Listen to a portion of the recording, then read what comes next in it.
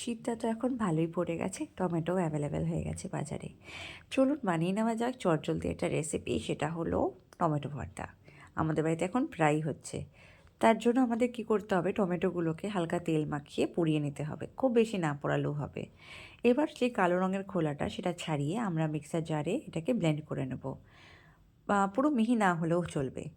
এবার কড়াইতে আমরা সরষের তেল গরম করে তাতে শুকনো লঙ্কা ভেজে নেব। এটা নিজের পরিমাণ মতো, যে যেরকম ঝাল খায় তার উপর ডিপেন্ড করছে।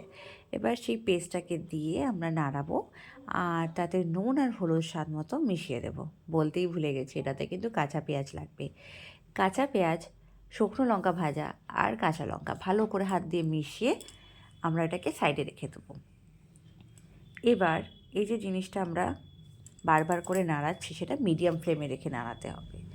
এরপর আমরা কাঁচা পেঁয়াজ আর কাঁচা লঙ্কা যে মিশ্রণটা ছিল সেটা দিয়ে দেব, আর সাথে একটু সরষের তেল দেব, দিয়ে ভালো করে এটাকে মেশাবো।